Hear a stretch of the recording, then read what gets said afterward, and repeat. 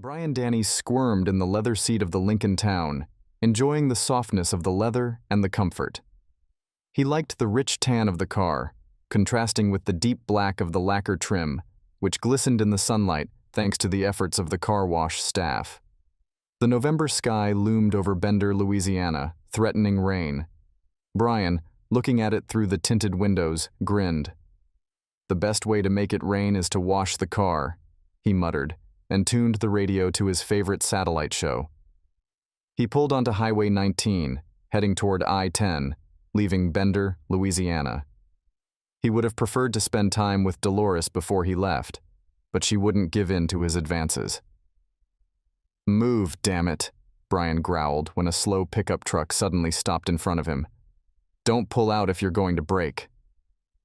Another pickup appeared behind him, and Brian glanced in the rearview mirror and recognized the driver, his colleague Diego Nichols. He wondered why he wasn't at work at this time, since it was almost 2 o'clock in the afternoon, and Diego should have been there. Suddenly, a third pickup truck pulled up beside him, and Brian felt a wave of panic. That one turned on its flashers and started pulling to the curb. "No, no, no, I'm over here! You stupid bastard, you can't just stop!" shouted Brian as the truck approached his car. "God damn it!" he shouted, making a sharp turn onto Broussard Lane. He braked. A fourth pickup truck stood on the curb, blocking the road. Diego Lambert had stopped right behind him, blocking the way. Donovan Patterson stepped out of the pickup. Brian recognized him, but couldn't immediately remember from where. Then he remembered. Donovan was the fiancé of Madison Monroe, Dolores Monroe's sister. Brian also recognized Dolores's Ford F-Stop 50 truck. Donovan, smiling broadly, pointed a double-barreled shotgun at the driver's door. "Get out of the car, Brian," Donovan called out. Brian pressed the automatic door locks, even though they were already locked. He regretted that his 9mm pistol was in the trunk and not handy. "Let's count to 3, Donovan said, pressing the butt of the gun to his shoulder. "Why count? Just pull the damn trigger," Diego interjected, waving his gun. "Dolores will have to pay for any damage. The little bastard rented the car in her name," Donovan said. All right, Brian agreed. He saw 2 other pickup trucks approaching from the passenger side. All 3 men were holding guns. He realized he was in a lose-lose situation and decided to comply with these men. Brian got out of the car with his hands up. He moved closer to Diego, calculating that he would be an easy target if he needed to strike. Hearing gunshots, he abandoned that idea. "What do you want to do with the car, Donovan?" one of the unknown men asked. "Take it to Dolores. She'll pay for everything," said Donovan. Brian was surprised to hear this. He had thought the lease was hidden under so much paperwork that it would take months to find out that the car was leased in Dolores Monroe's name. "Here you go," the other man said, pulling Brian's laptop out of the trunk. "Thanks, Perez," Donovan said, tossing the laptop carelessly into the back of Dolores's pickup truck. "Ah!" Brian shrieked involuntarily as his laptop bounced on the side of the truck. "Don't worry, Brian, you won't need it anymore." Donovan laughed and nodded to one of the men behind Brian. "Hey, Brian, do me a favor and put your hands behind your back, huh?" one of the men said. Brian obeyed, swallowing nervously as the handcuffs snapped on his wrists. "Thanks, Jack," Donovan said, nodding toward Dolores's pickup. "You get in the back," he said. "But don't do anything stupid like jump or anything," Diego added, and Brian felt a blow to the back of his head, and then everything went dark. The first sensation was a slight jiggle. The second was cold. The third was the inability to move his arms and legs. The fourth was the realization that he was naked and lying on his stomach in the bow of the aluminum boat. "Oh, good. I was afraid you'd miss it," Donovan laughed, buttoning his pants. The boat rocked as Donovan sat down on the bench again. "I was going to give you another 10 minutes and then piss on you to wake you up." "It's hard to get here by anything but an airboat or a pirogue," Donovan said as he watched Brian straining to look around. "And I didn't feel like hauling your ass on the oars, so—" Donovan picked up Brian's laptop. "No, don't!" Brian shouted as Donovan tossed the laptop into the salt water of the Atchafalaya pool. Don't worry, Brian. You won't need it anymore, said Donovan, as a few air bubbles rose to the surface and the water became still again. Damn it, all my stuff was on it, Brian shouted, his face twisted with rage. Brian, Brian, Brian, Brian, Donovan laughed, shaking his head. Kid, you don't need this anymore. There's no internet in hell? Donovan sat up and pointed to his surroundings with a nod. Brian, see those cypress trees? They're all less than 25 years old. Do you know why? 26 years ago, in 1989, a DC-10 airplane veered off course while landing in Lafayette and flew right through here. The water here is only 5 or 6 feet deep, but the mud goes hundreds of feet down. They never found the plane.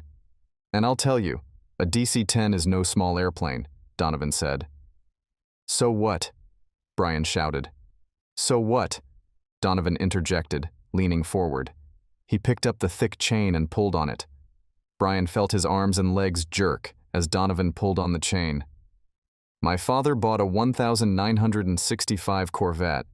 He was totally blind, but he loved the feel of that car. Donovan laughed as he lowered the chain. He figured he and I would restore it, then go to Jazz Beach, pick up a couple girls, and then find a couple more. Like we'll ever get tired of girls, huh? Brian now saw to his left a large automobile engine wrapped around a thick chain. We pulled the old engine out. It was completely wrecked. That's what happens if you never change the oil. But it turned out that a new engine would cost $20,000 or more, so we put the stock 360 in. We never got to go to Jazz Beach. He found my foster mother and married her. Donovan smiled. Really bloody fascinating, Brian muttered. He looked at Donovan carefully. The guy was 23 years old, but he looked much younger. His golden eyes were almost hidden behind black plastic-rimmed glasses with thick lenses. His nose was too small, and the glasses kept sliding down. Full lips, straight white teeth. Donovan's chest was sunken, his stomach bulged slightly, his arms and legs were as thin as toothpicks. If Brian hadn't been tied up, he would have easily overpowered Donovan. He knew Madison, Dolores' sister-in-law and Donovan's fiancée, and wondered how Donovan had managed to win the heart of such an attractive woman. Madison Monroe had lush, curly dark hair, deep dark eyes, and full, luscious lips. Lush breasts as well as hips that seemed full, but no one would call her fat. Brian had overheard Madison and Dolores joking about the size of Donovan's feet. Now he looked at Donovan's canvas tennis shoes and nodded to himself. The tattered shoes would have suited a circus clown. Donovan's hands were huge, especially on such thin forearms. But I got tired of this old engine just sitting in my garage, so I decided to haul it out here and dump it, Donovan continued, stepping over Brian. Yeah, I know. Not very environmentally friendly of me. Just don't tell Al Gore, okay? He put a piece of wood under the engine and another piece under it. There's about 100 feet of chain, Brian. How long do you think it'll take this engine to pull it all out? Donovan asked, pushing on the fulcrum. Brian began to wriggle frantically, but his arms and legs were firmly restrained. He could feel the chain wrapped around his limbs. No, no, please! Brian began to scream.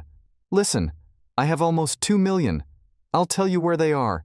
You can have it all. Brian, Brian, Brian! Donovan laughed.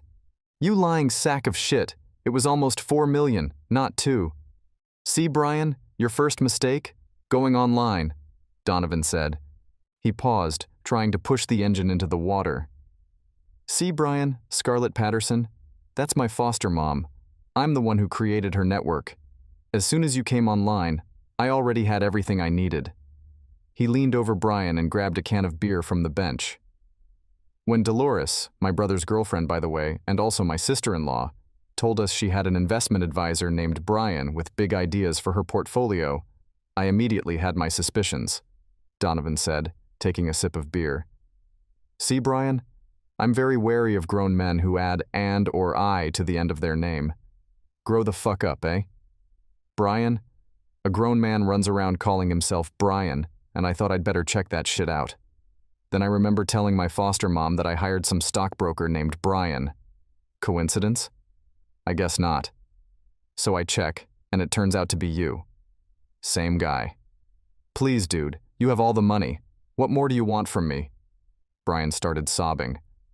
Oh my God, are you crying? Oh shit. Donovan laughed and tried to push the engine into the water again.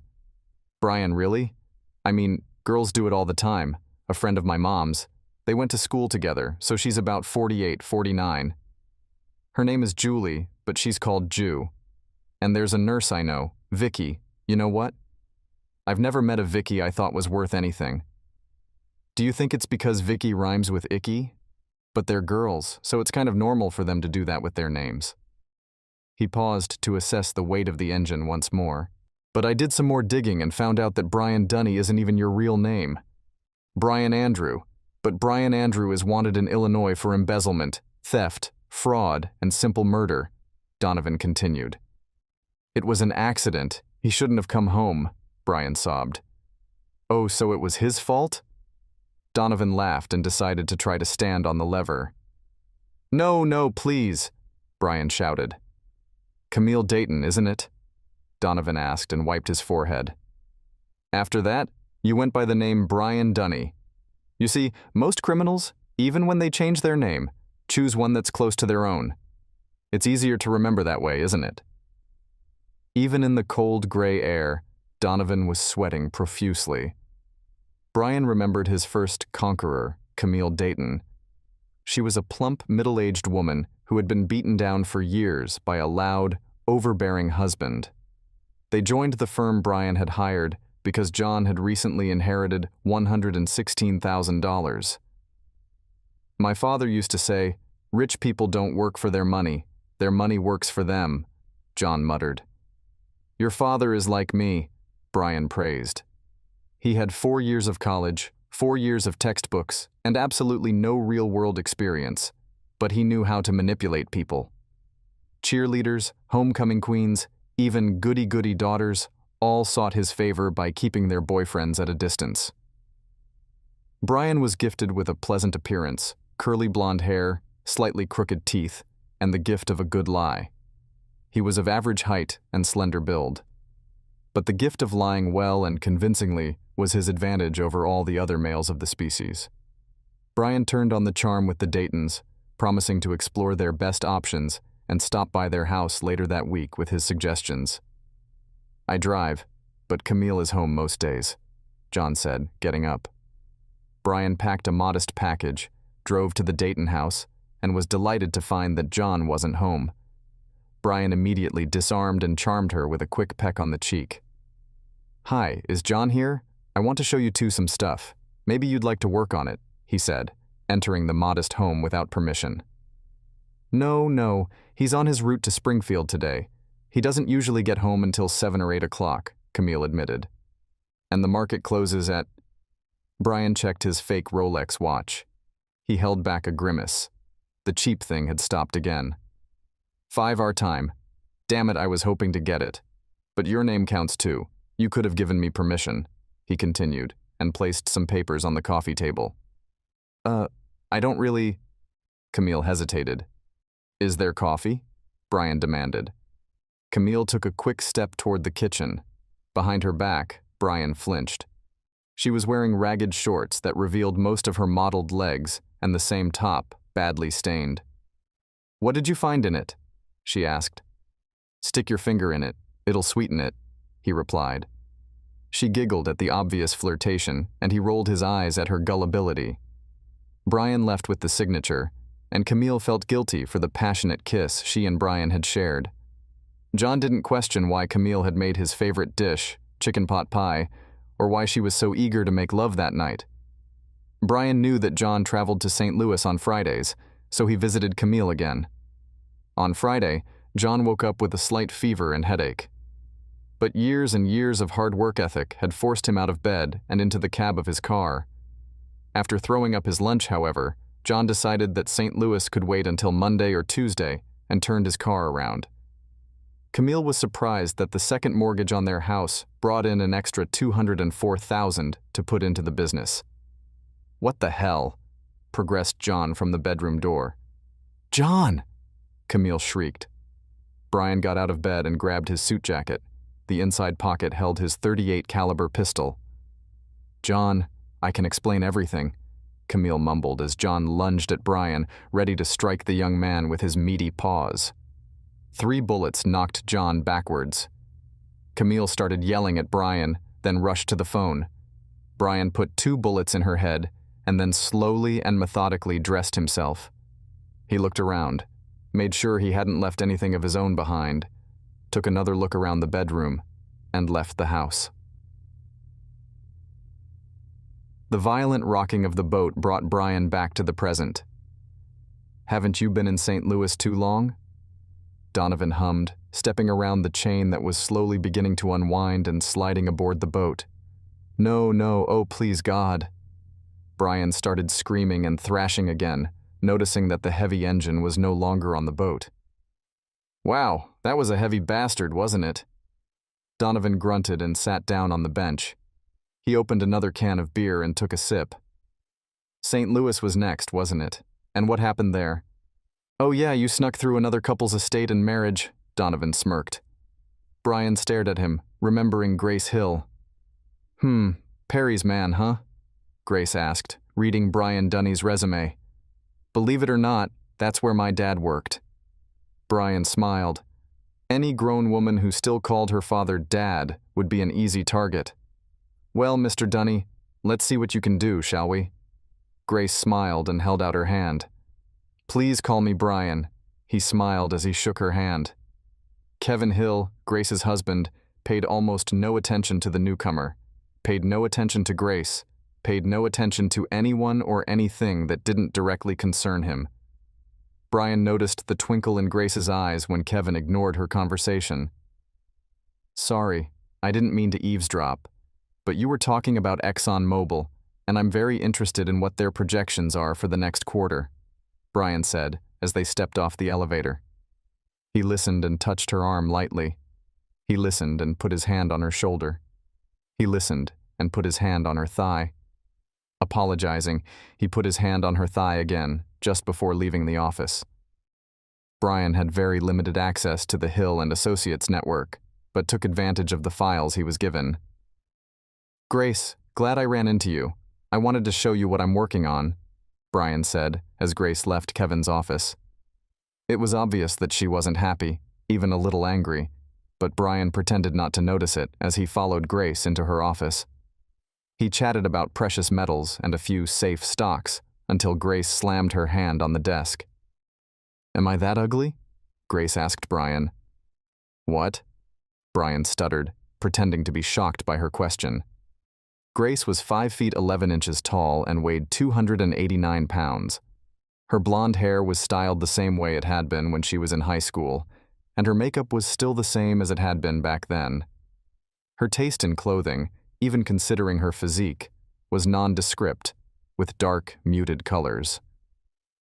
"Am I really that ugly?" "That's a pretty simple question, Mr. Dunny," she repeated and wiped away the tears that threatened to be about to spill over. No, I heard the question. I was just stunned that you would ask such a question," Brian stammered, using his membership in the school drama club to its fullest. "Mr. Dunny," Grace said in a surreptitious voice. "I told you my name is Brian. Grace, look, I'm glad we're not married. Well, I mean to each other.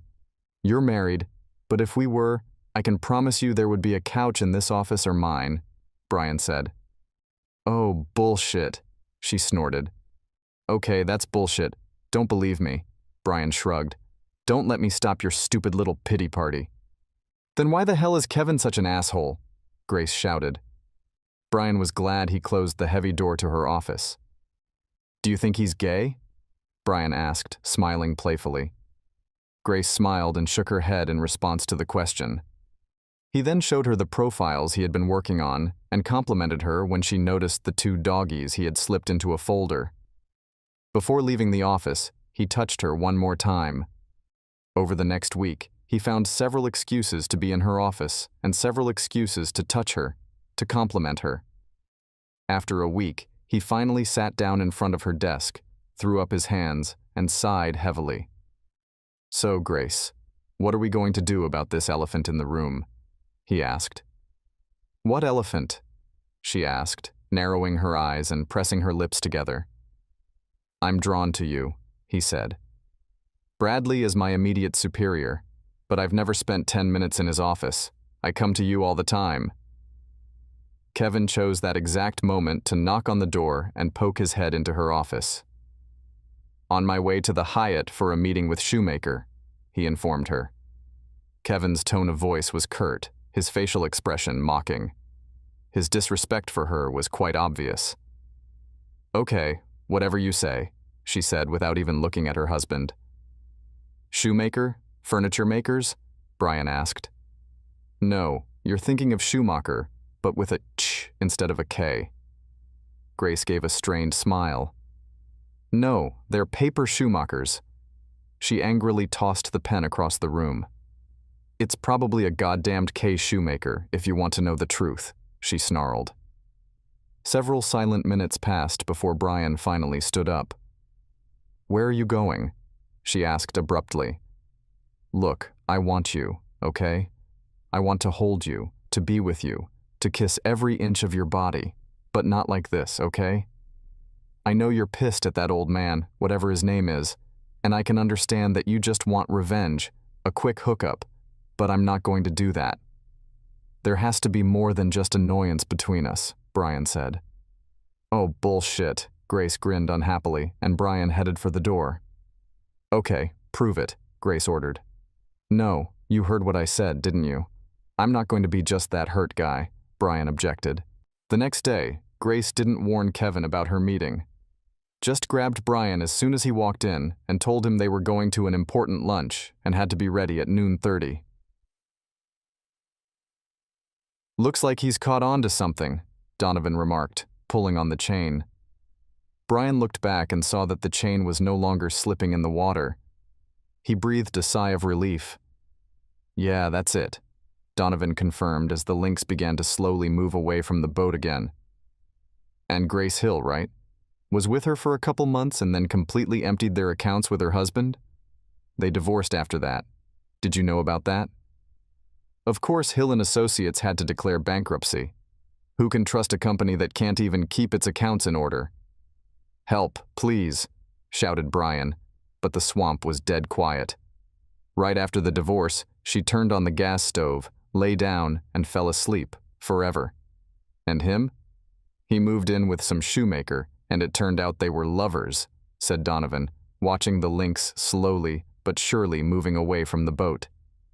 Lord, please have mercy, Brian sobbed. Please forgive me, okay? It's damn cold in Omaha, isn't it, Andy Harrington? Donovan asked.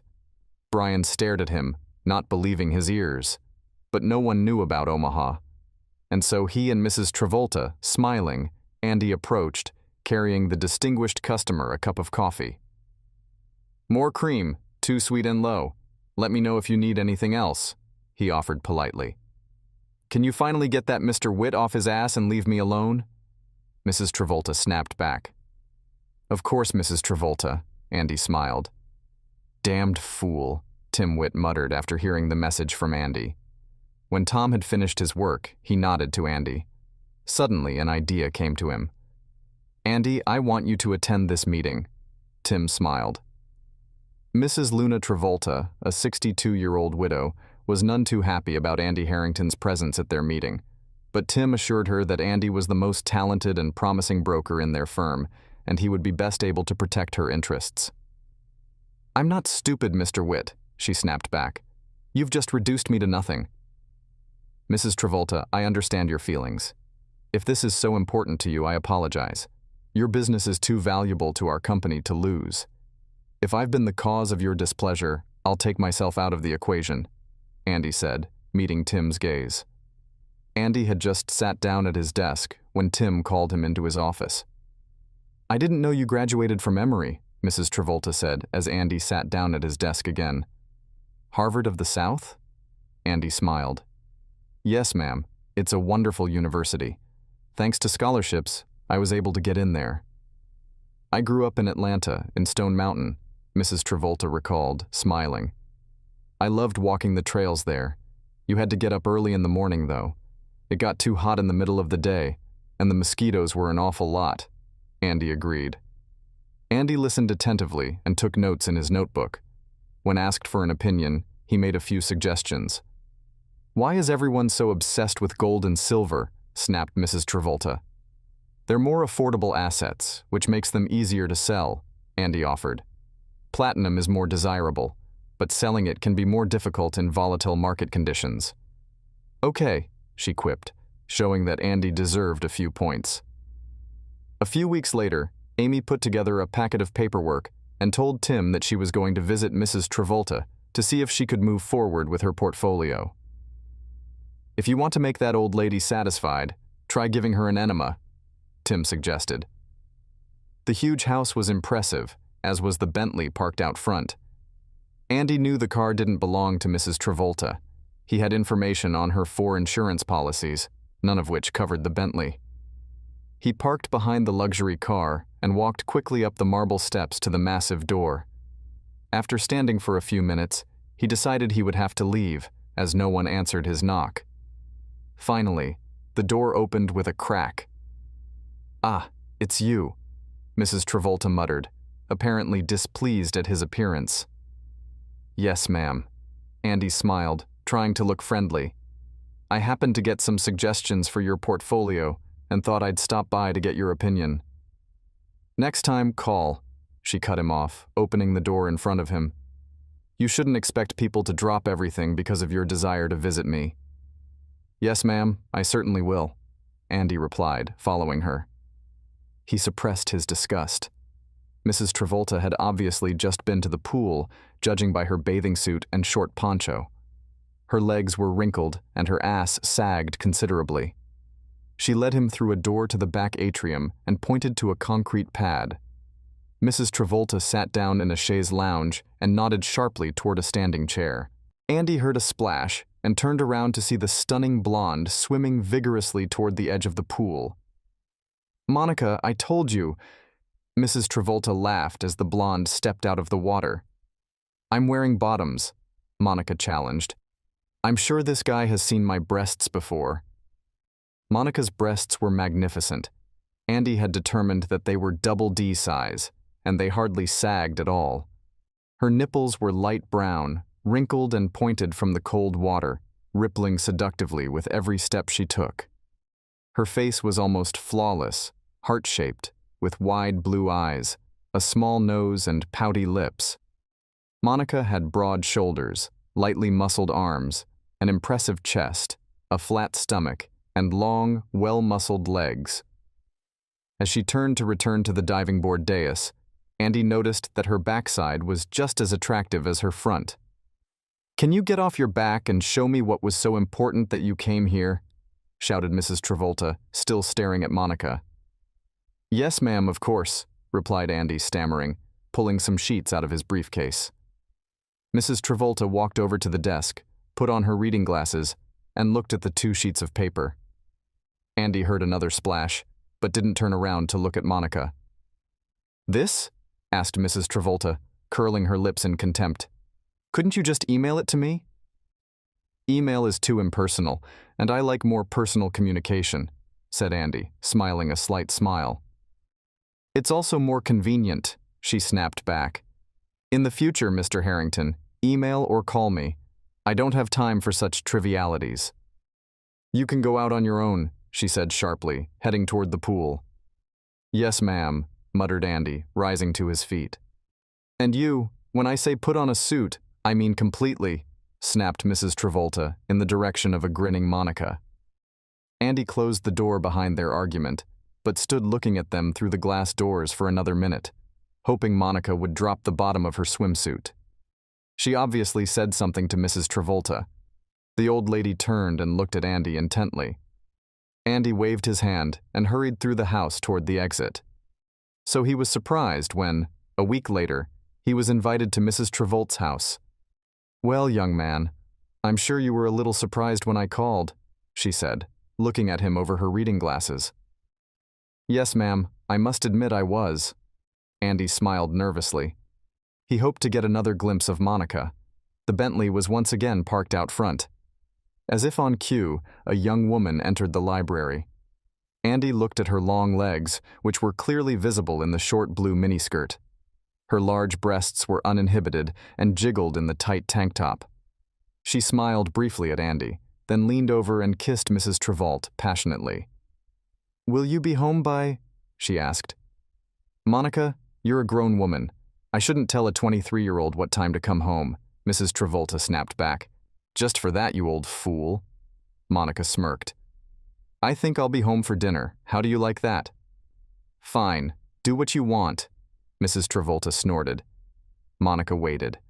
Finally, Mrs. Travolta hummed, pulled a thick wallet out of her purse, counted out $500 bills, and slipped them into Monica's hand. Monica didn't move, and Mrs. Travolta pulled out 2 more $100 bills and slipped them into Monica's hand. "Thanks, baby," Monica whispered, gave Mrs. Travolta another passionate kiss, and then skipped out of the room, clicking her heels loudly on the wooden floor. "Your friend is a lovely girl," Andy complimented. "She's a pain in the ass. If she wasn't such a good lover, I'd kick her out of here," Mrs. Travolta snarled. She reached into her desk drawer and pulled out a file folder. She tapped it on the desk and gave Andy a strained smile. "So, Mr. Harrington?" asked Mrs. Travolta. "Yes, ma'am?" asked Andy. "Or would you prefer Mr. Dunny?"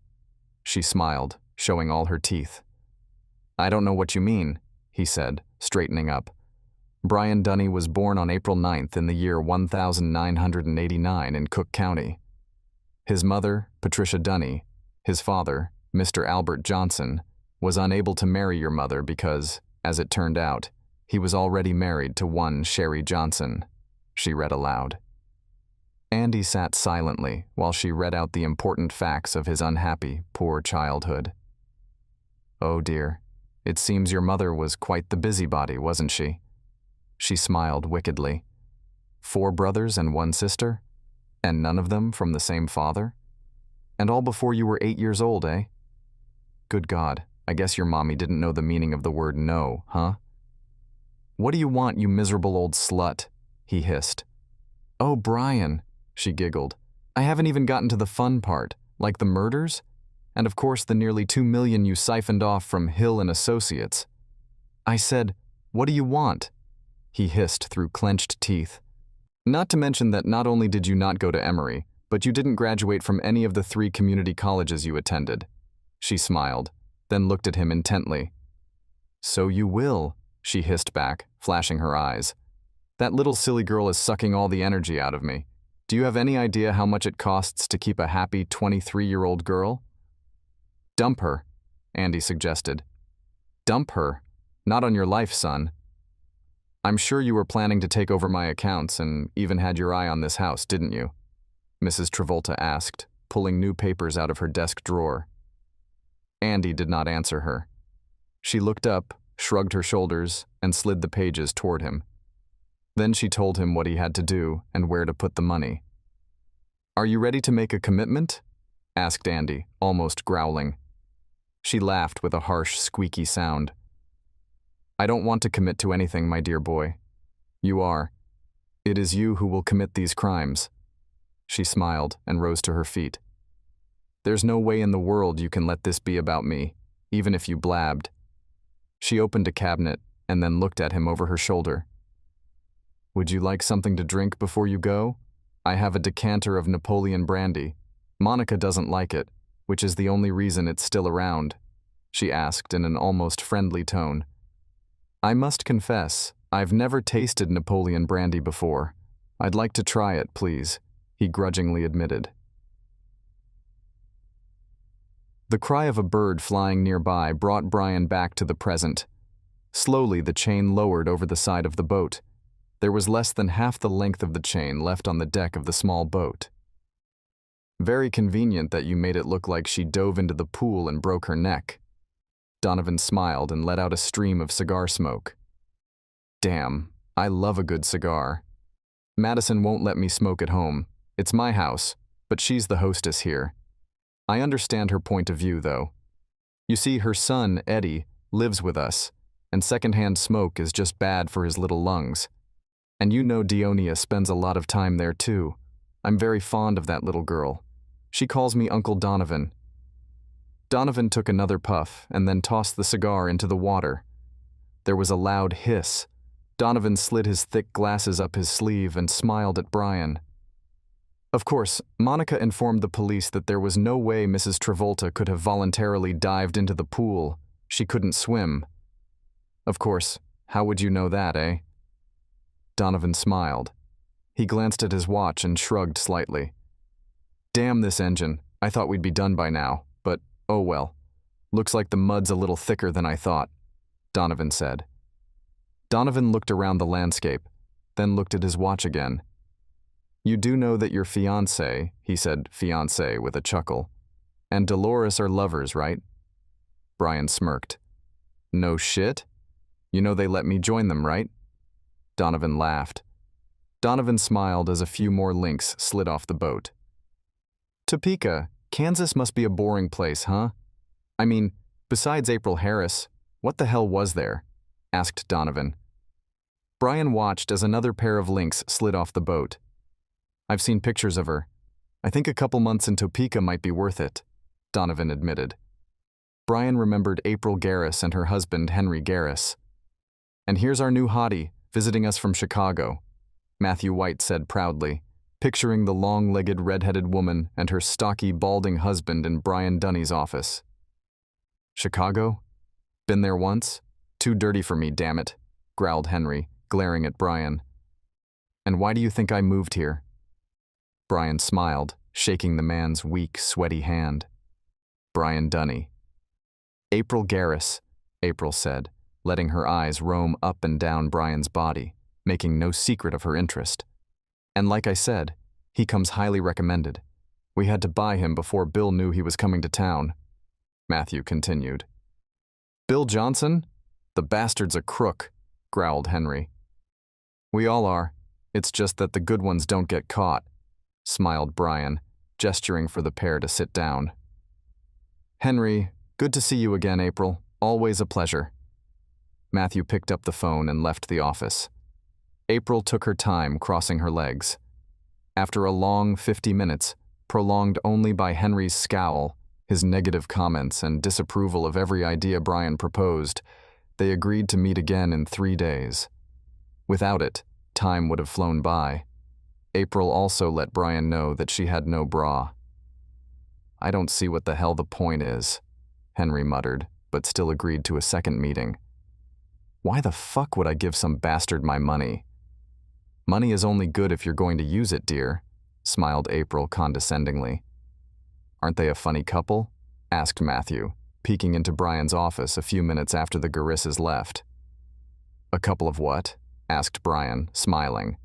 He noticed that Henry, while negative about all of his suggestions, was less skeptical of the riskier ideas. Brian decided to pick a few risky ventures, but made sure to include a few safer stocks. April didn't react as favorably to the high-risk suggestions. He was idly rummaging through his database. Matthew White had given him full access from day one, when the phone rang. Brian Dunny, he answered. Hi, it's me, April Garris, greeted his voice cheerfully. Yes, Mrs. Garris, and how can I help you? Asked Brian brightly. Oh, come on, Mrs. Garris? April laughed. Call me April. So, April, what's the point? Asked Brian, opening the Henry Garris file on the computer. I'm right down the street at Manuel's restaurant. Do you like Mexican food? I just love Mexican food. Come to my place for lunch, April interrupted him. Give me 10 minutes, said Brian. 5, then I'll start without you, she said, and hung up. Interesting, Brian said, noticing that April Garris's name wasn't on any of Henry's accounts. April Garris didn't have a single account. True to her word, she started without one, but the waitress quickly took his order and even more quickly brought the food and iced tea. And you thought it was a martini, man, or maybe a double scotch with ice, she commented as he ordered an iced tea. First of all, those are pre-dinner drinks, not during dinner. And secondly, I don't need to go back to work with the smell of alcohol on my breath, he told her calmly. You're no fun to be with, she teased. Probably not. It's your dinner. You do the talking, he said, and gratefully welcomed the waitress's interrupted conversation. Henry's an asshole, she said, and plunged back into her enchiladas. And? He asked, and nodded his thanks as the waitress placed a taco salad in front of him. And I'm tired of it, she said with her mouth full. So get divorced, he said, and carefully forged the croutons out of the salad. He told the waitress, no croutons. He has a prenup. I only get $5,000 for every year of our marriage, she explained. And? He interjected, making sure his salad was cleared.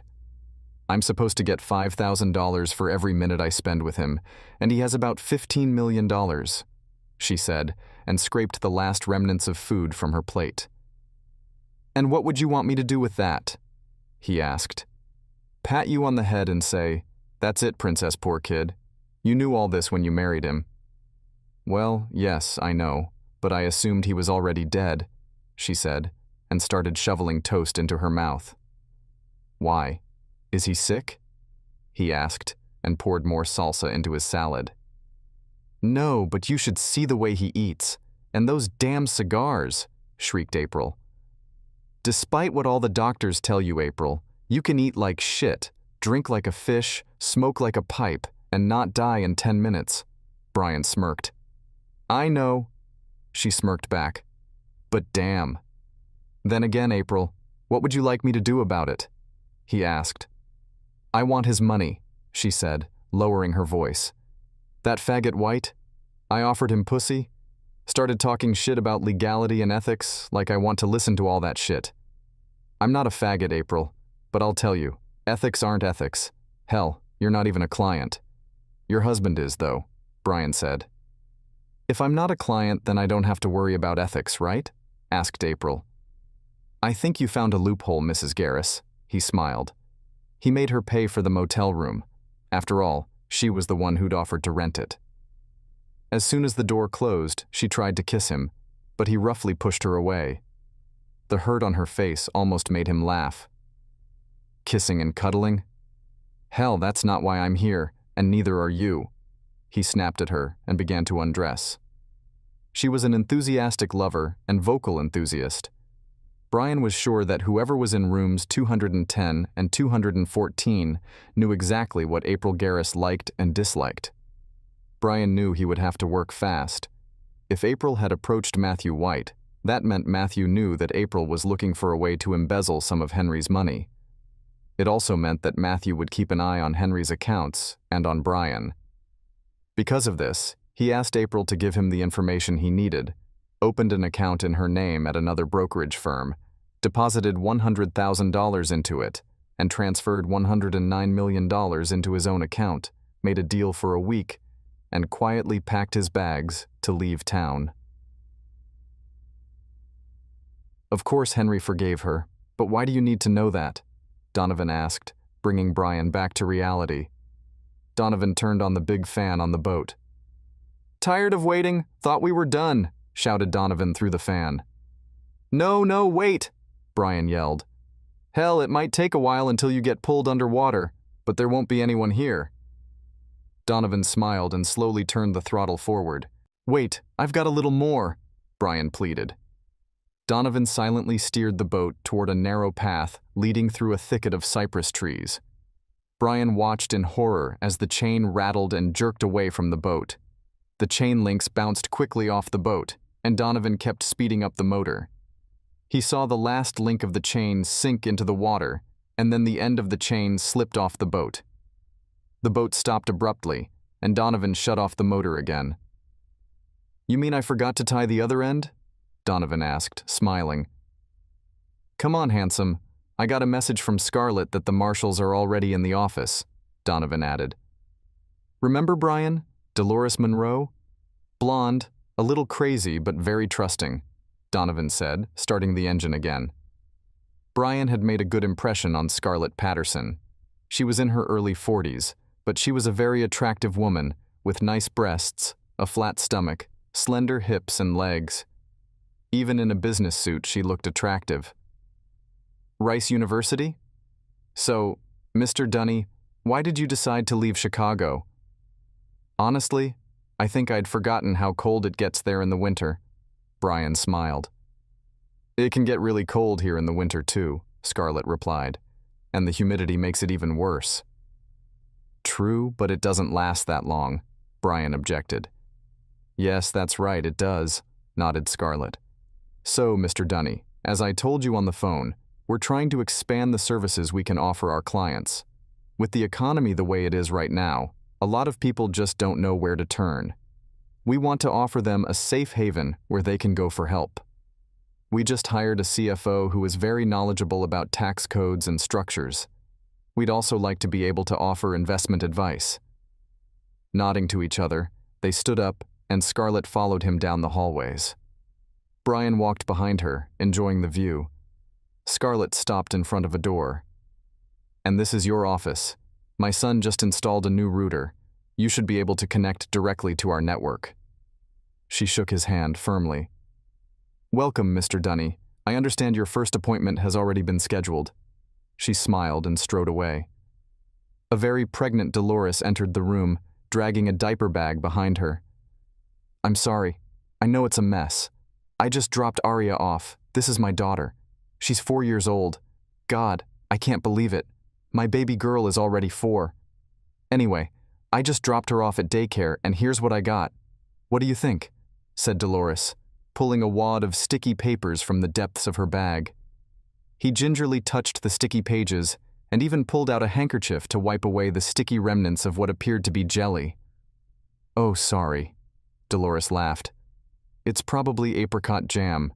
Aria and Dick, that's my nephew, go through a stage where they can't eat anything unless it's soaked in jelly. You own, shall we say, 3 apartment buildings and 4 rental houses? Asked Brian. Yes, Scarlett. She was my sister, twin, anyway. She bought them from Dee. That was our girlfriend. And anyway, they died. Scarlett's husband killed them both, and I was about to buy them. But when she was killed, I inherited them. Where's the bathroom? Explained Dolores. Brian quickly plugged in while Dolores set up the equipment, entered the necessary information, and printed out the forms. Mrs. Monroe, where's Mr. Monroe? Asked Brian when Dolores returned to the house. Bill? He died of liver failure, Dolores said, and tears rolled down her cheeks. She quickly wiped them away. I'm so sorry, but I was hoping we could find someone to donate a kidney or a liver. I only married him because I got pregnant, but every day I spent with him, I fell more and more in love with him, Dolores explained. It's okay, don't worry. Brian hastened to reassure her. I see. He helped her fill out the necessary paperwork, accessed her checking and savings accounts, learned that her main source of income was a few gold coins received from her grandmother, and continued to silently examine her pregnant belly and full breasts. His light touches were met with her frowns, but without verbal judgment. When he tried to kiss her goodbye, his lips were a few inches apart as she shivered. Brian and Dolores met for lunch.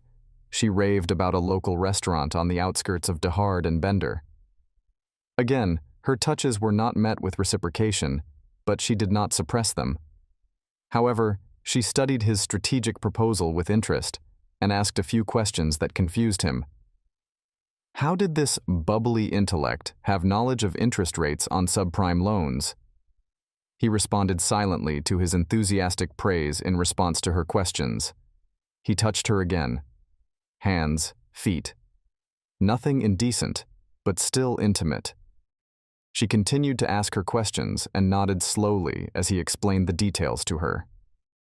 Okay, let's do it this way, Dolores said, and suggested a completely different strategy, rejecting all of his suggestions. He made her sign a few more forms, again making numerous touching motions.